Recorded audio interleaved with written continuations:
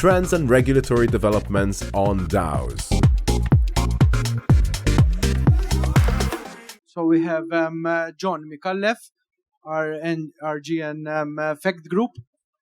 We have Dr. Max Ganado, an expert in legal for 40 years, needs no introduction. And also Dr. Damian Cassar, a senior legal officer at the Malta Business Registry.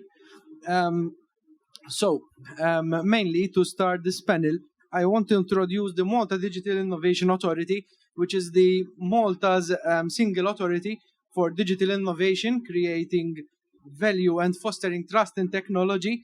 We are continuously committed to ensure that Malta is the jurisdiction of choice for tech and reg. And research is obviously one of our core strategy. And currently we are spearheading a research on DAOs, Distributed Autonomous Organizations. Simultaneously, we are also undertaking horizon scanning and looking at what other countries are doing, and we are acting as a visionary to intersect innovation and regulation to create a fast-forward thinking digital environment. So through this panel, what I want to explore is obviously decentralized autonomous organizations and their latest trends, legal frameworks, and also accountability and jurisdiction. And now I will turn on John with my first question. So what notable developments have you observed in the past year that are shaping the future of decentralized autonomous organizations? And how do these trends impact the wider blockchain ecosystem then? Yeah, so basically, DAOs are growing from every aspect. So what we are seeing are more DAOs, more participation in the DAOs, DAOs managing more assets, and basically the overall value of DAOs is growing exponentially. And we are also seeing that the model of DAOs is being copied. So you have certain groups of people who want to, let's say, tackle a specific goal or target, who rather than going through the normal route of setting up a company or an organization, believe that they can achieve it in an easier or simpler way through setting up a DAO.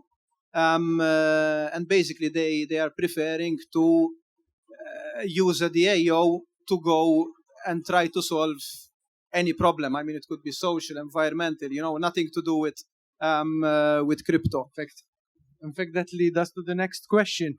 Do you foresee DAOs being used in more industries? And if so, which industries, practically? Yeah, so obviously, by nature, the DAOs are composed by several developers who work in the crypto industry. So their aim will be to solve problems in the crypto industry, provide services and products in the crypto industry.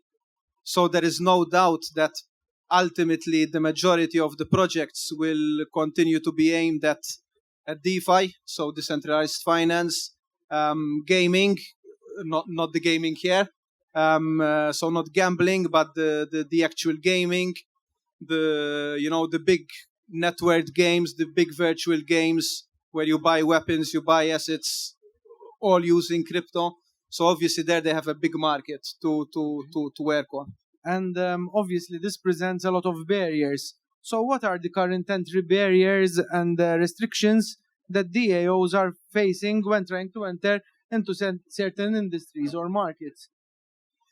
So obviously the biggest one is the legal side, right? So you don't have any directors, anyone officially responsible to sign an agreement. So the majority of third parties are shying off from any commercial relationship with a DAO, because you cannot really give any validity, and then furthermore, you have problems to get an insurance or to resolve any complaints or disputes because of the centralized nature of the DAOs. So it's still far off from being considered like a normal limited liability company or organization, basically. On the other hand, now I turn to Dr. Max Ganado.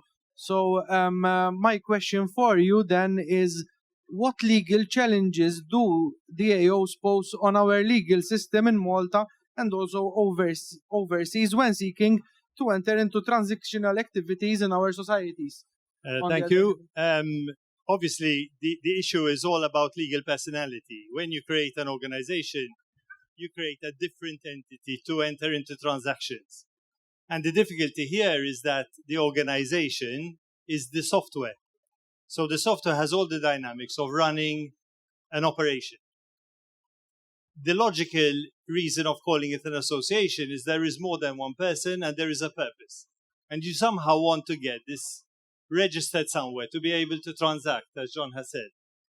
And the difficulty is nobody is yet developed a register for these kind of digitally designed organizations. And why? Because in the design, there is all the governance, there is all the capital, and there is all the accounting and the assets. So if you can't somehow turn them into physical representations of what we're talking about, you're not going to be able to register it in any country until new laws are created. Now, the biggest challenge for lawyers is not to think as lawyers, but to think as developers. In other words, how are we going to reflect in a law what developers are thinking? And the first one is obviously the decentralized or the autonomous governance. So if a law imposes, like John said, directors, for instance, or general meetings of members, it's not going to happen because everything is in cyberspace, so to say. Now, another problem that arises is that legal personality cannot be created by contract, cannot be created by software. It has to be created by a law, a registration in a country. And that has a lot of important elements. And the problem is that countries might call entities DAOs, but they won't actually reflect the technology. And what we were trying to do in Malta was to try to start from the other side round.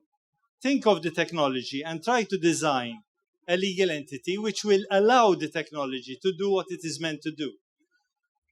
The importance of a country allowing a registration is because you will anchor to the law of that country. In the internet, there is no law.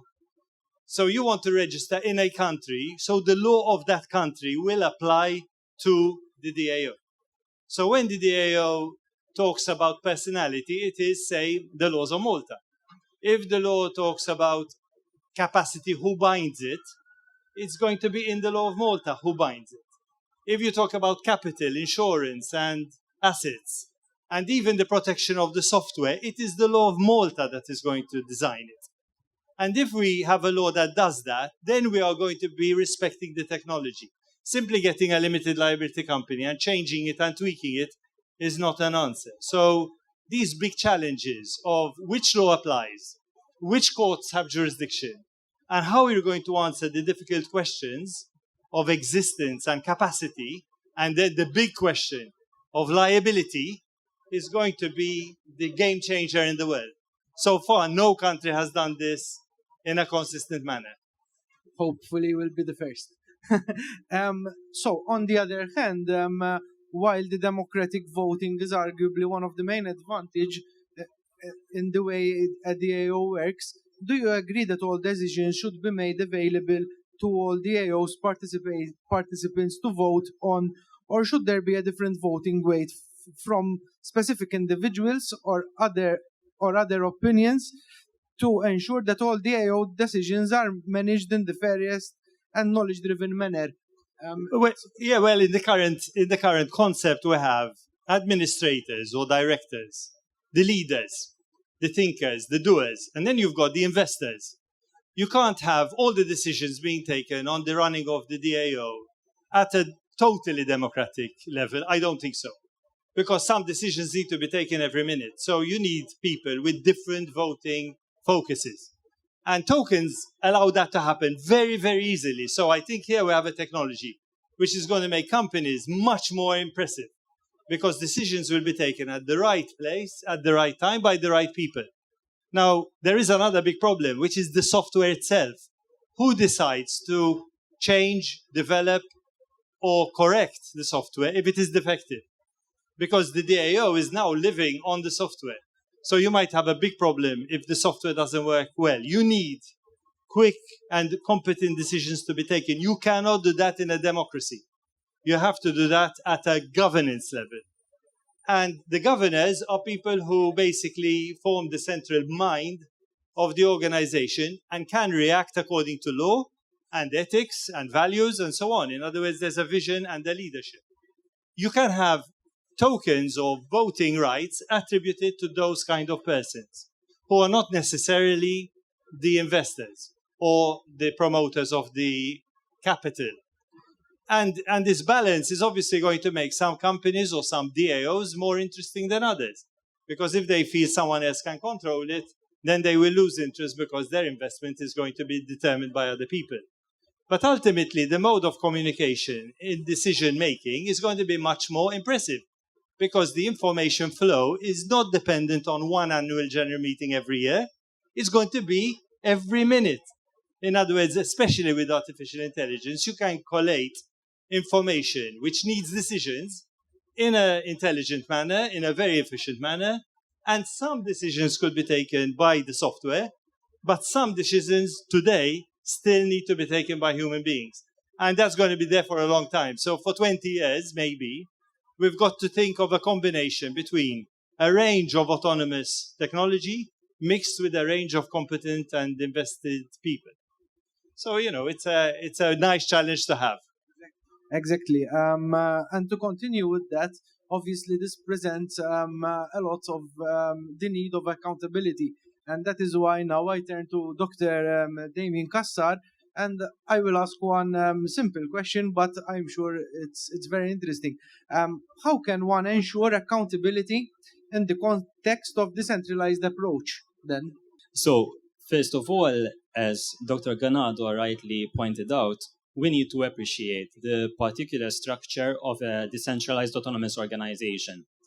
We cannot simply identify it or try to compare it with a limited liability company or any other commercial partnership.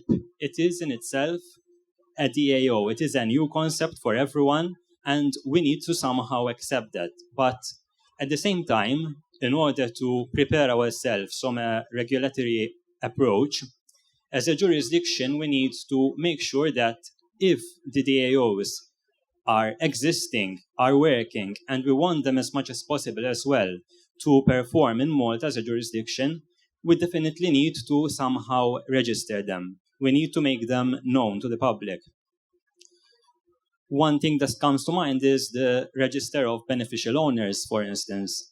When behind such an organization, there is obviously someone or a group of individuals who, first of all, have created the DAO itself.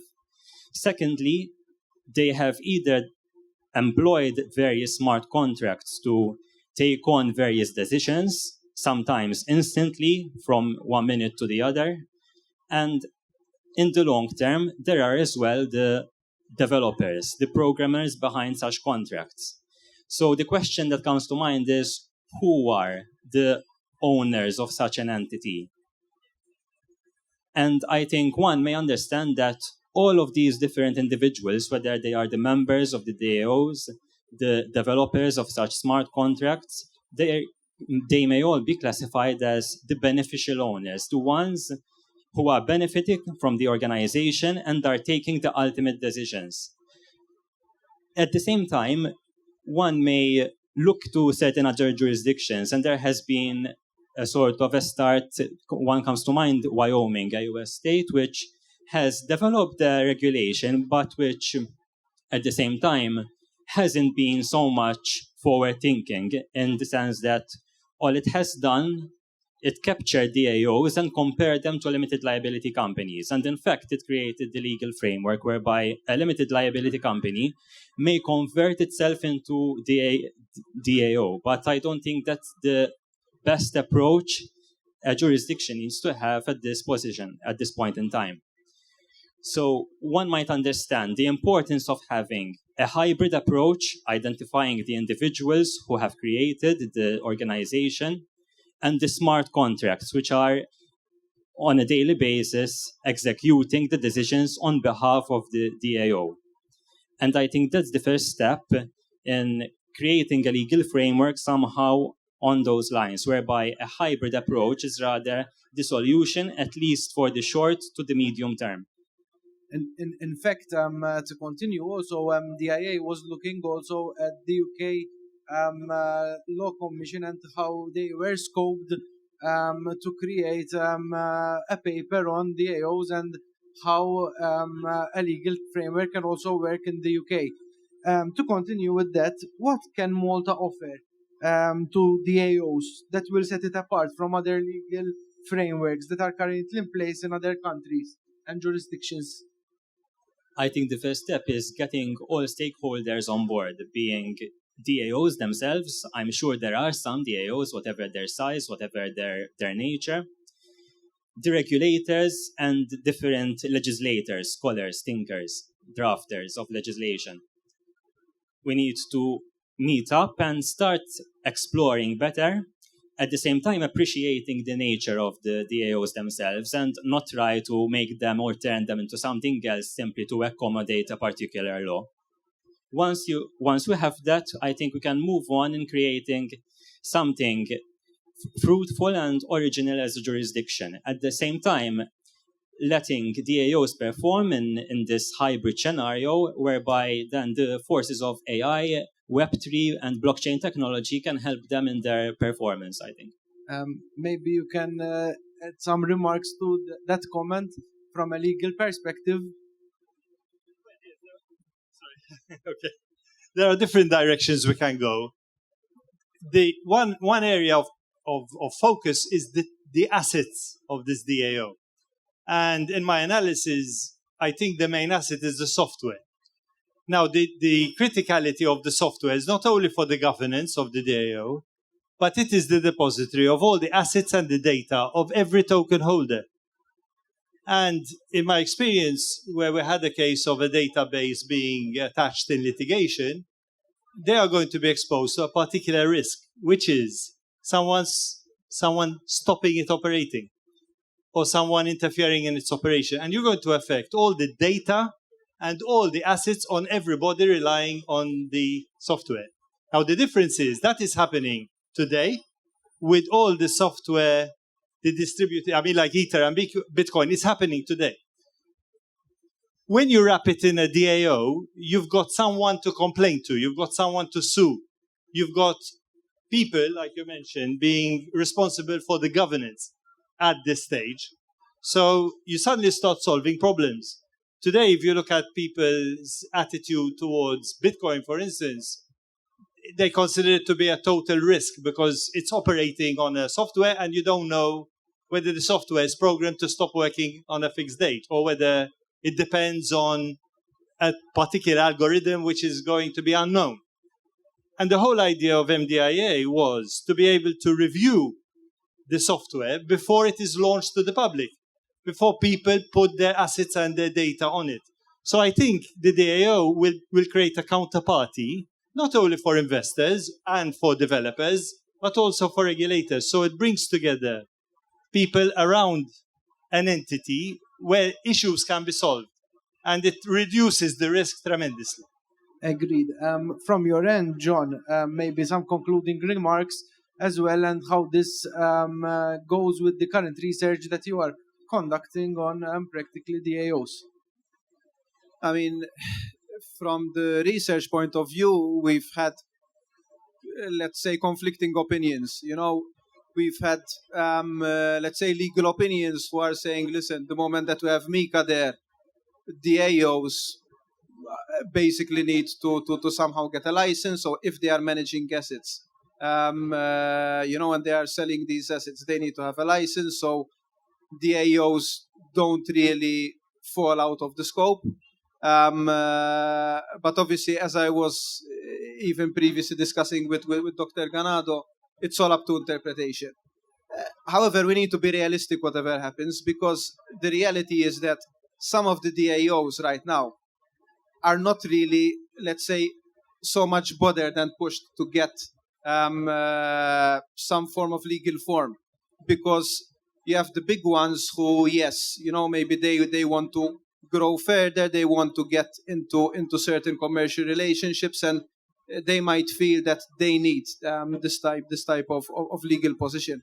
But you have some of the others who, frankly, in their own small network, they are doing their development, their assets are growing, they might be selling them, making profits out of them, most probably not paying tax on them because nobody is really looking into that type of revenue.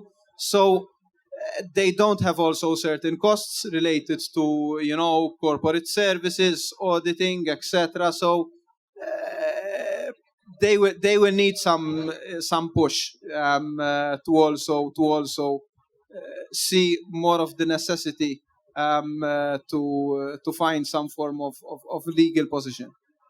So I think that would be then MDIA's role to put in place these kind of legal frameworks to make such practically endeavor available for DAOs to be able to function in a more regulated environment. So I think that's all from this panel about decentralized organizations, autonomous organizations, and hope we put and shed some light on what the current developments and trends are in Maltese market and also across different industries practically. So thanks a lot.